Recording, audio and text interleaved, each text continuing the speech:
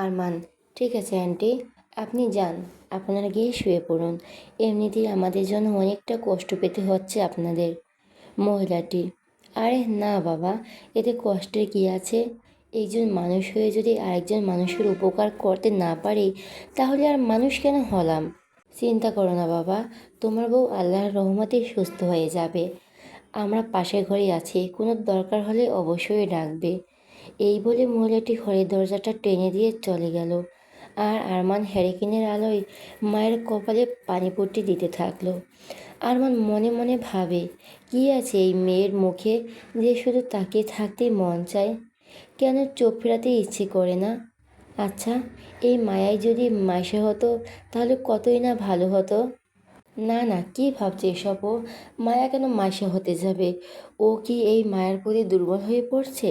না না, ওকে কিছুতেই এই মেয়ের প্রতি দুর্বল হলে চলবে না, কিছুতেই না। ও শুধু ওর পিচ্ছি মায়াবতীকেই ভালোবাসে। ও মায়াবতী তো, ওর পিচ্ছি মায়াবতী, যার আবছামুখ এখনও ভুলতে পারেনি আরমান। সেই মায়াভরা দুই চোখ এখনও ভুলতে পারেনি আরমান।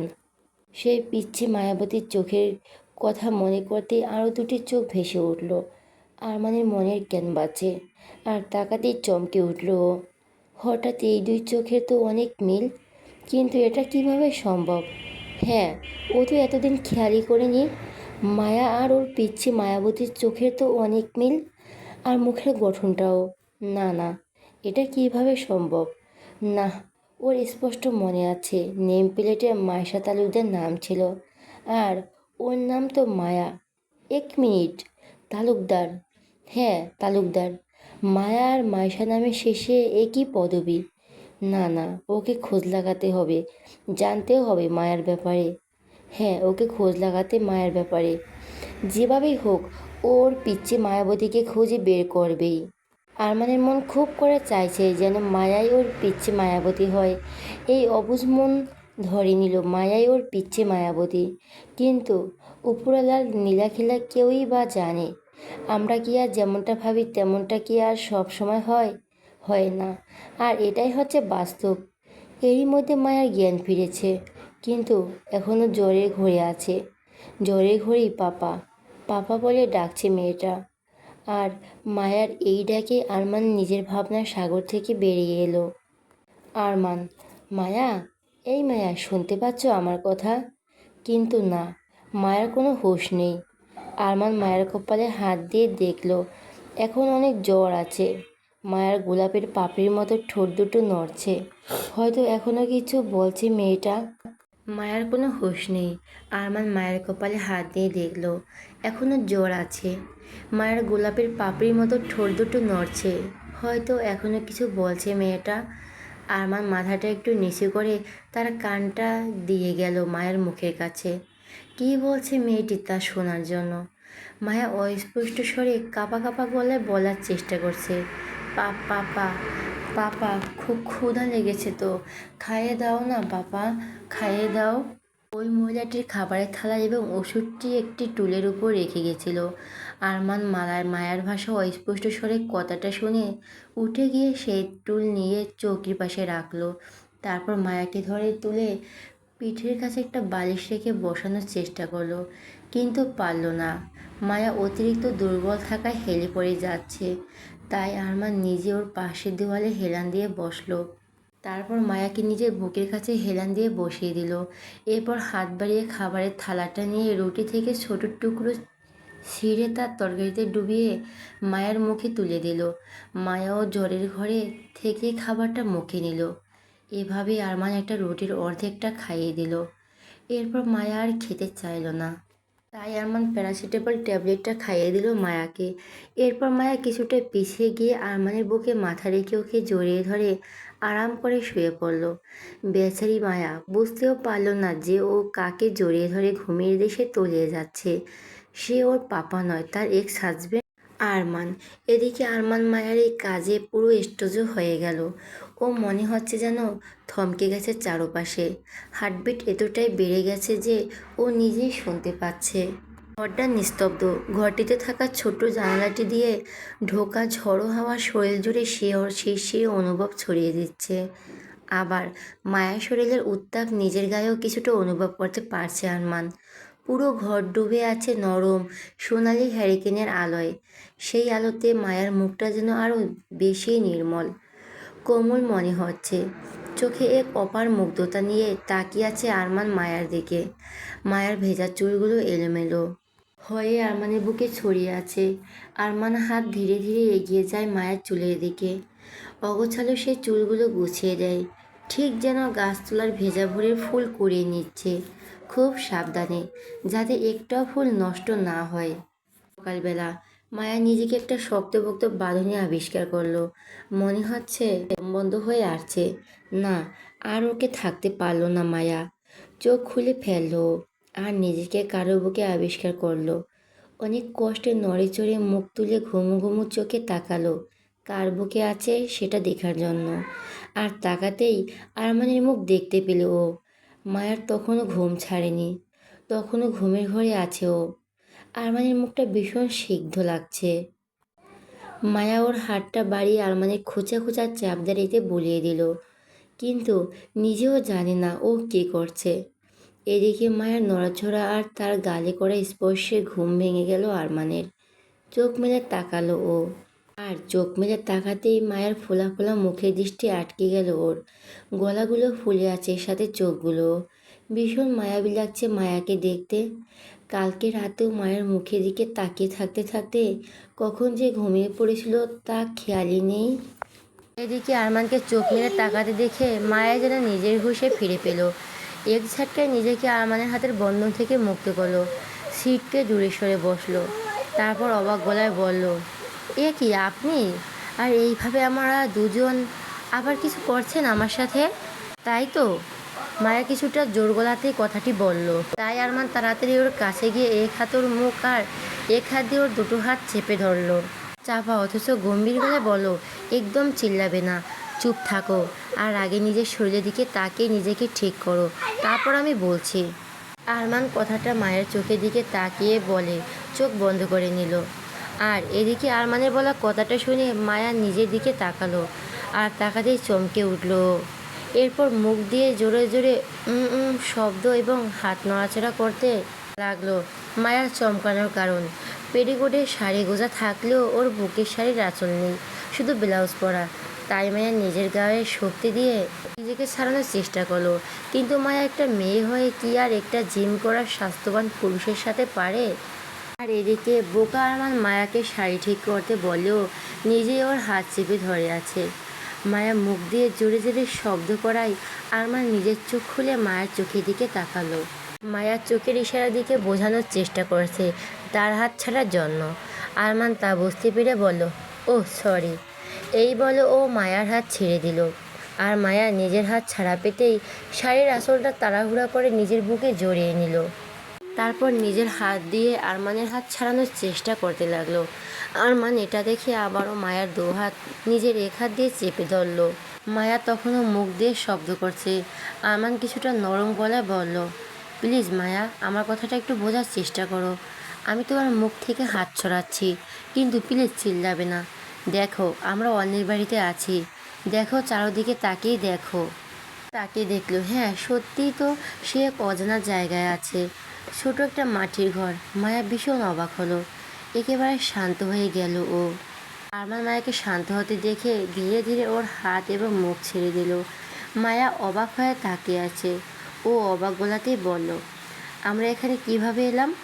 আর কাল রাতে তো গাড়িতে ছিলাম আর প্রচণ্ড ঝড় বৃষ্টি হচ্ছিল।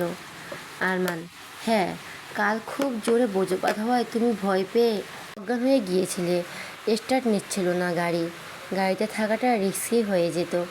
এই বাড়িটা আমাদের গাড়ি থেকে কিছুটা দূরেই ছিল, তাই আমি তোমায় নিয়ে এই বাড়িতে এসেছিলাম।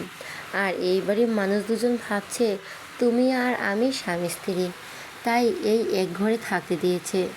আর আমি তোমার সাথে কিছু করিনি মিস, কিছু করলে তুমি ভালোই বুঝতে পারতে। অতটাও খারাপ মানুষ আমি না যে কারো দুর্বলতার সুযোগ নেব। এই বাড়িতে যেই মহিলাটি থাকে তিনি তোমার ড্রেস চেঞ্জ করে দিয়েছিল। আর কাল রাতে তোমার খুব জ্বর এসেছিল, বসে বসে সেবা করছি আমি তোমার, কখন চোখ লেগে গেছে বুঝতেই পারিনি। আর তুমি নিজেই তোমার পাপা ভেবে আমাকে জড়িয়ে ধরে ঘুমাচ্ছিলে। বসে বসে সেবা করছি কথাটা আরমান তুলে থাকা পানির বাটি এবং কাপড়টা দেখে বলল। মায়া সেটা দেখে এবং কাল রাতে আরমানের খাইয়ে দেওয়া আচ্ছা কিছু দৃশ্য মনে পড়ল ওর। আর তাতে নিজের করা কাণ্ডের কথা ভেবে লজ্জা পেল ও।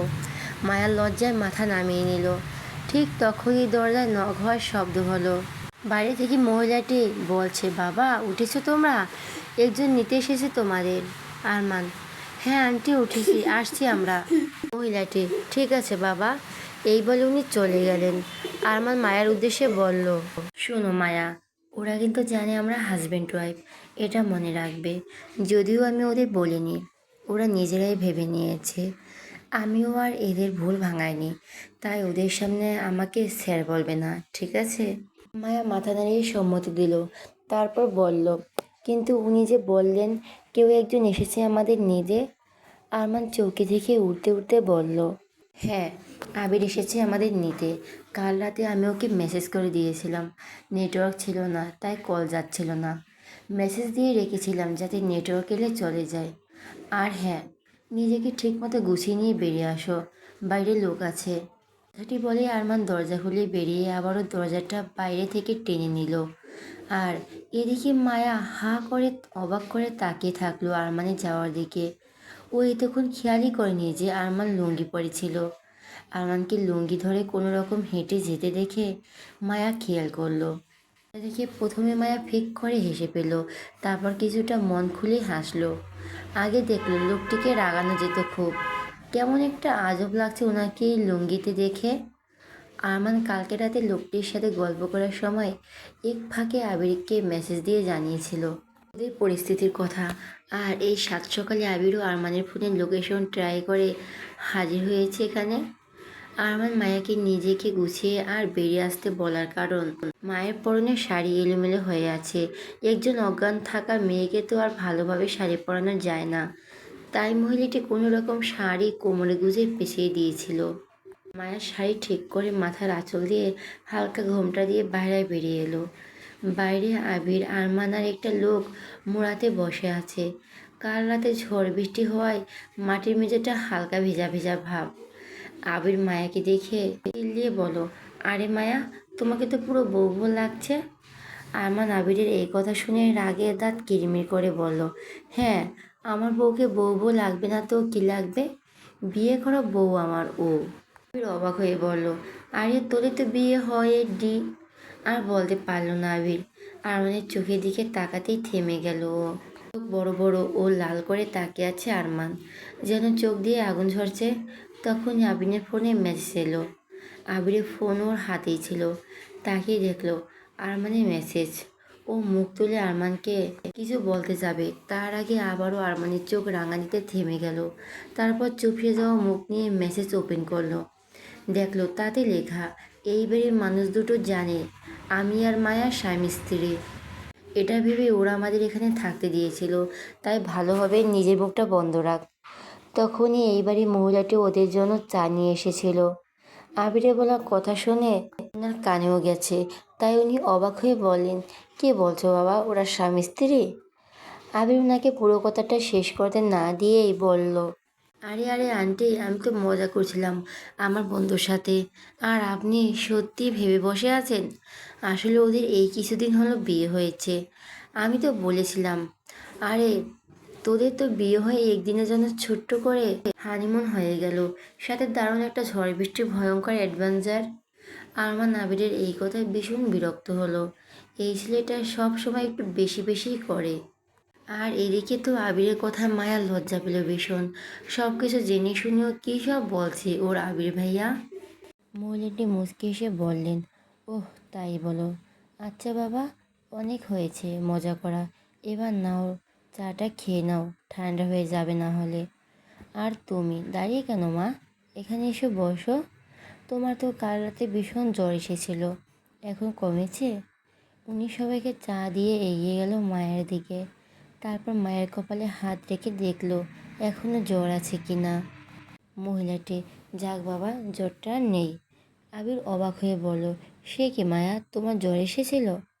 আম্মা দাঁতের দাঁত চিবিয়ে আবিরকে উত্তর দিল, হ্যাঁ ওর জ্বর এসেছিল। তাড়াতাড়ি চল, ওকে ডাক্তারের কাছে নিয়ে যেতে হবে। লোকটি, আরে তোমরা এখনো চলে যাবে? বসে একটু খাওয়া দাওয়া করে যাবে। আরমান মুচকি এসে বলল, না আঙ্কেল, আর থাকলে হবে না। অফিস আছে আমার, অফিসে যেতে হবে। আর আবার ওকে নিয়ে ডাক্তারের কাছেও যেতে হবে। কথাগুলো বলে আরমান চা খাওয়া শেষ করে উঠে দাঁড়ালো। আবির আরমানকে উঠে দাঁড়াতে দেখে নিজেও তাড়াতাড়ি চা শেষ করে উঠে দাঁড়ালো। আরমান মায়াকে উদ্দেশ্য করে বলল, এসো মায়া, আমাদের দেরি হয়ে যাচ্ছে, বাড়িতে সবাই চিন্তা করবে। মহিলাটি, তোমার জামা কাপড় তো এখনো ভিজে আছে মা। আর বাবা, তুমি তোমার ভেজা কাপড়গুলোই পরে নিয়েছো? আরমান, ও কোনো ব্যাপার না আন্টি, আমরা আসলে ওইসব পরার অভ্যেস নেই তো তাই। মহিলাটি, আচ্ছা বাবা, ঠিক আছে। আর একটু দাঁড়াও, আমি তোমার বইয়ের জামাগুলো একটা প্যাকেট করে ভরে দেই। বলেই মহিলাটি চলে গেল। আর এদিকে আরমান যখন লুঙ্গি পরা অবস্থায় বেরিয়েছিল, তখন আবির তো পুরো হাঁ হয়েই দেখছিল, যেন মনে হচ্ছিল সামনে কোনো এলিয়েন দেখছে। তারপর হু হা করে অনেকক্ষণ হেসেছে ও। তাই আরমান ওই লুঙ্গি গেঞ্জি পাল্টে নিজের ভেজা জামার প্যান্টটি পরে নিয়েছিল। কিছুক্ষণের মধ্যে মহিলাটি একটা প্যাকেট করে মায়ের জামা কাপড় ভরে নিয়ে এসে মায়ের হাতে দিল। তারপর মায়ের মাথায় হাত বুলিয়ে দিয়ে বলল, আবার আসবে হ্যাঁ মা, আর নিজের খেয়াল রাখবে। জানো, তুমি না একদম আমার মেয়ের বয়সী। আমার মেয়েটা থাকলে হয়তো এতদিন তোমার মতোই হতো। বলতে বলতে মহিলাটির চোখ দিয়ে পানি গড়িয়ে পড়ল। লোকটি বলল, তুমিও না যে কি বলো, আমাদের এই গরিবের ঘরে এত বড় মানুষদের আবার আসতে বলছো? মায়া, আরে আঙ্কেল, কি বলছেন এসব আপনি? আপনারা যদি না থাকতেন তাহলে কাল আমাদের কি হতো ভাবুন তো। আপনি চিন্তা করবেন না আন্টি, আমরা আবার আসবো। আরমান, হ্যাঁ আন্টি, আমরা আবার আসবো। আর হ্যাঁ, আপনারা আমাদের জন্য যা করেছেন তা কোনোদিনও ভুলবো না। ধন্যবাদ দিয়ে ছোট করবো না আপনাদের। তবে আমি ছেলে হিসেবে কিছু দিলে সেটা তো নিতে হবে। আর আজকে নেওয়ার কথা বলছি না, আবার আসবো একদিন। আর সেদিন আমি যেটা দেব সেটা নিতে হবে, ফেরাতে পারবেন না কিন্তু আপনার এই ছেলেকে। এরপর ওরা কিছুক্ষণ কথা বলে ওদের থেকে বিদায় নিয়ে বেরিয়ে এলো। রাস্তায় যেখানে আরমানের গাড়িটা ছিল সেখানে গিয়ে দেখলো গাড়ির উপর একটা গাছ ভেঙে পড়ে আছে। গাড়িটার অনেক ক্ষতি হয়েছে। আরমান যেটার ভয় পেয়েছিল ঠিক সেটাই হয়েছে। ভাগ্যিস ও মায়াকে কোলে করে বেরিয়ে গেছিল 2 দিন পর। মায়া অফিসে যাওয়ার জন্য পুরো রেডি। ও আলমারি খুলে সেই লকারটা খুলে ডায়েরিটা বের করার জন্য। ও ভেবেছে আজকে এই ডায়েরি থেকে কিছু ডিজাইন নেবে। এই ডায়েরিতে আঁকা ও ডিজাইন কখনো কোথাও ব্যবহার করেনি। তাই মায়া লকারটা খুললো ডায়েরিটা বের করার জন্য। তখনই নজর গেল ওখানে থাকা সে কাঠের বাক্সটাই। মায়া কী যেন ভেবে ওটা হাতে নিলে বাক্সটা খুললো। আর খুলতেই দেখতে পেল একটা কিছু ভেঙে যাওয়া ঘড়ি। সেটা হাতে নিয়ে দেখলো। তারপর ওটা আবারও রেখে দিয়ে দেখলো আবারও কী যেন একটা আছে। সেটা হাতে তুলতেই কে যেন ঝড়ের গতিতে এসে ওর হাত থেকে ছোঁ মেরে কেড়ে নিল। আরমান মায়ের ঘরে আসছিল কাজের ব্যাপারে কিছু কথা বলার জন্য। মায়ের ঘরের দরজা খোলাই ছিল। বাইরে থেকে ভেতরে চোখ যেতে দেখলো মায়ার কাঠের বাক্স খোলা দৃশ্য আর এক হাতে থাকা চেনা ঘড়িটি। আর তারপরে মায়া বের করলো সেই খুব করে চেনা ওই পিচ্চি মায়াবতীর জামার নেম প্লেট, যেটা আজও বলতে পারেনি ও। মায়ের হাত থেকে জিনিসটা কে ঝড়ের গতিতে এসে ছিনিয়ে নিল সেটাও দেখার সুযোগ মায়া পেল না। সাথে সাথে সামনের মানুষটা শক্ত করে জড়িয়ে ধরলো ওকে। আর মায়া যেন পুরো থমকে গেল। কি হচ্ছে ওর সাথে ও নিজেও বুঝতে পারছে না। আরমান মায়াকে নিজের বুকে শক্ত করে জড়িয়ে ধরে কণ্ঠে উৎফুল্লতা নিয়ে বলল, thanks Maya, thank you so much. হাজার ধন্যবাদ দিলেও কম হয়ে যাবে তোমায়। তুমি নিজেও জানো না যে তুমি আমায় কী পাইয়ে দিয়েছ। অনেক অনেক থ্যাঙ্কস। মায়া অবাক হয়ে বোকার মতো বলল, কিন্তু আমি করেছিটা কি? আর আপনি প্লিজ আমায় ছাড়ুন, কেউ দেখলে খারাপ ভাববে। এমনিতেই আপনি এত শক্ত করে ধরেছেন যে আমার দম বন্ধ হয়ে আসছে। আরমান মায়াকে তাড়াতাড়ি ছেড়ে দিয়ে কণ্ঠে উৎপলতা নিয়ে বলল, ওহ সরি, আর তুমি যা করছো তা হাজার ধন্যবাদ দিলেও কম হয়ে যাবে। আমার জানটাকে ফিরিয়ে দিয়েছো তুমি। এবার বিরক্ত হয়ে বলল, আরে ভাই, কী করেছি সেটা তো বলেন। আরমান ওর হাতে থাকা নেম প্লেটটা দেখিয়ে বলল, এই যে এটা, এটার মধ্যে আমার জানটা লুকিয়ে আছে, তুমি বুঝবে না। জিনিসটা কি সেটা হাতে নিয়ে দেখার জন্য হাত ঝাড়লো, কিন্তু তার আগে আরমান নিজের হাতের মুঠোয় ভরে নিয়ে হাত সরিয়ে নিল। মায়া বিরক্ত হয়ে বলল, আরে জিনিসটা কি সেটা তো দেখতে দিন। আরমান মুখে হাসি নিয়ে বলল, না একদম না, এটা কারোর হাতে দেওয়া যাবে না। বললাম না এটার মধ্যে আমার জান লুকিয়ে আছে। দিতে চাই না আমি এটাকে। আচ্ছা আমি যাই, পরে কথা হবে। আর হ্যাঁ, এটা খুঁজে দেওয়ার জন্য তুমি যা চাও তোমাকে তাই দেব। এখন আসে, ওকে খুঁজে বের করতে হবে আমায়। বলি আরমান এই বাক্সটা মায়ের হাত থেকে নিয়ে নেম প্লেটটা নিয়ে বেরিয়ে গেল রুম থেকে।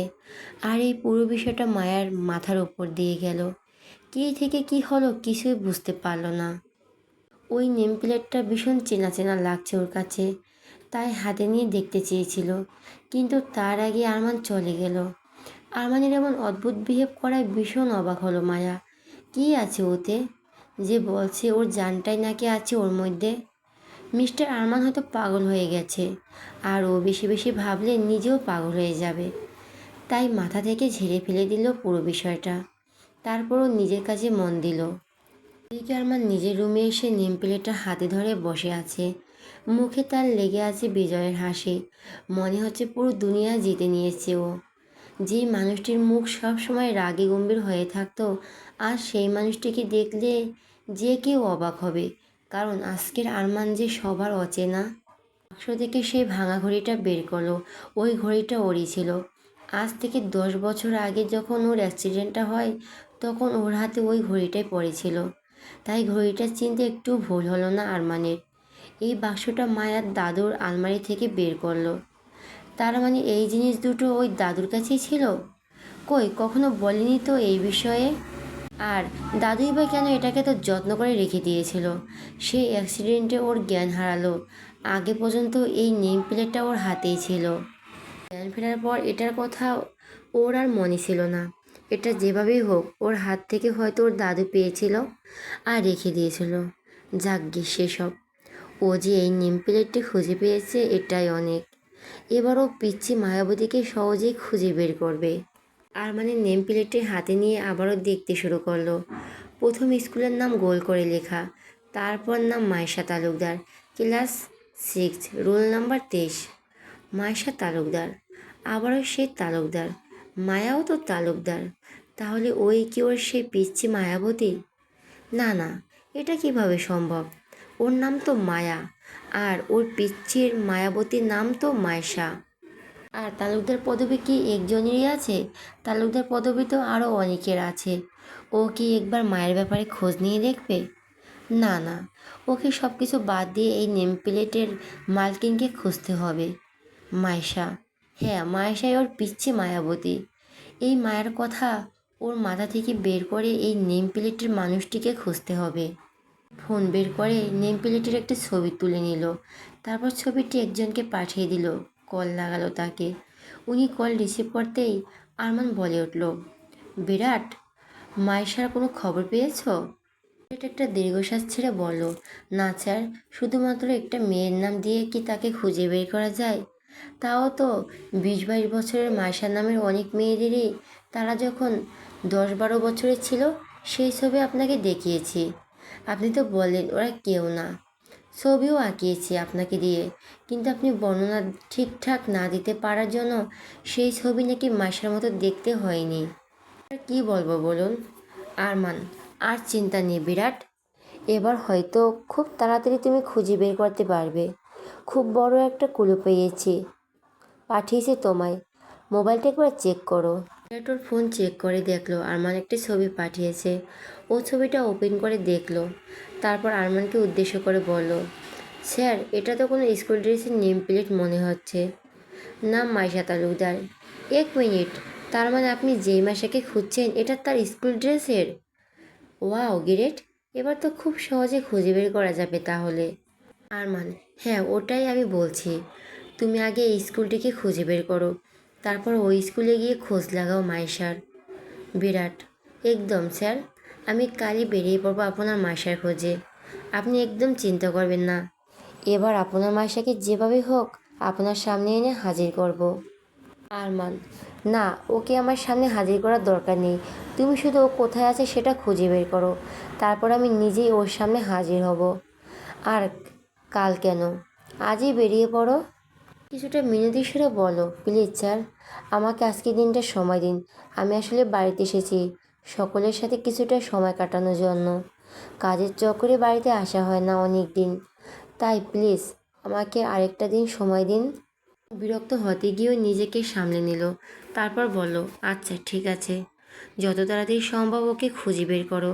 আর টাকা পয়সার দিক দিয়ে কোনো চিন্তা করবে না, যত টাকা দরকার হবে আমি দেব, কিন্তু আমার মাইশাকেই চাই চাই। তাই যেভাবে হোক তুমি ওকে খুঁজে বের করো। তোমাকে যেখানে যেতে হয় যাও। বিরাট, ঠিক আছে স্যার, থ্যাঙ্কস আমাকে আজকে দিনটা সময় দেওয়ার জন্য। খুব শিগগিরই আমি আপনার মাইশাকে খুঁজে বের করব, ইনশাল্লাহ। এই বলে বিরাট কল কেটে দিল। বিরাট একজন গোয়েন্দা, একটা বিরাট বড় গোয়েন্দা সংস্থার কাজ করে ও।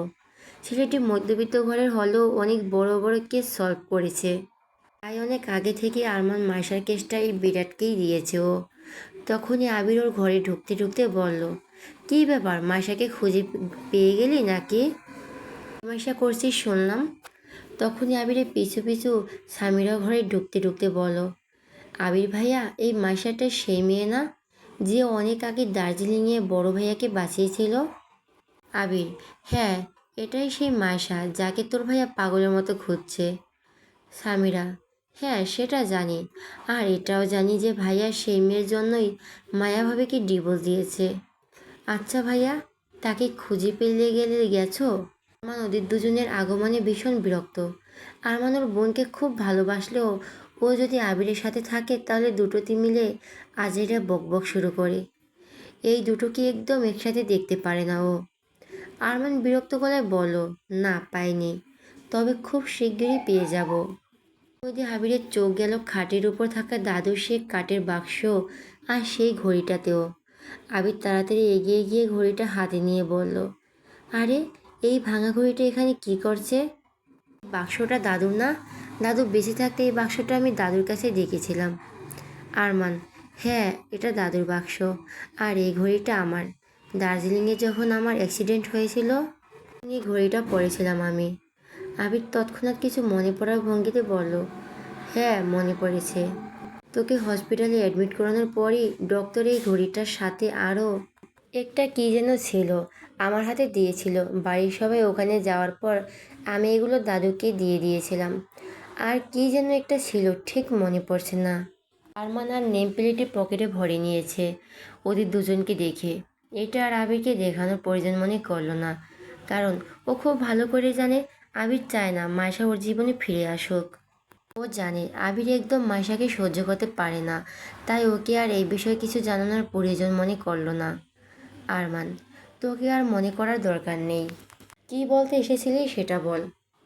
আবির, ও হ্যাঁ, মিস্টার ড্যানিয়েলের অ্যাসিস্ট্যান্ট মেল করেছে, আর 3 দিন পর ওনারা আসছেন। এই 3 দিনের মধ্যে যেন মায়ের সব ডিজাইন রেডি থাকে। ডিজাইন পছন্দ হলে উনি সেদিনই ডিজাইন সিলেক্ট করে ডিল ফাইনাল করবে, অ্যাডভান্স পেমেন্ট সহ। ওটাই জানাতে এসেছিলাম তোকে। আরমান, আচ্ছা ঠিক আছে। আর ছুটকি, তুই কিছু বলবি? সামিনা মাথা নাড়িয়ে সম্মতি দিয়ে বলল, হ্যাঁ ভাইয়া, রোজ রোজ ড্রাইভারের সাথে কলেজে যেতে ভালো লাগে না, তাই আমি ঠিক করেছি আজ সবাই একসাথে মিলে যাব। মানে তোমরা অফিসে যাওয়ার পথে আগে আমাকে কলেজে নামিয়ে দিয়ে যাবে, আর তোমরা মানে আবির ভাইয়া, মায়া আপু আর তুমি সবাই একসাথে যাব। আরমান, কিন্তু ছুটকি তুই তো জানিস আমি বেশি গ্যাঞ্জাম একদম। আরমানকে কথা শেষ করতে না দিয়ে সামিরা বলল, হ্যাঁ হ্যাঁ জানি, তুমি বেশি গ্যাঞ্জাম একদম পছন্দ করো না, কিন্তু একটা দিনেরই তো ব্যাপার। প্লিজ ভাইয়া রাজি হয়ে যাও, আমার ভীষণ বোর লাগে একা একা যেতে, প্লিজ ভাইয়া।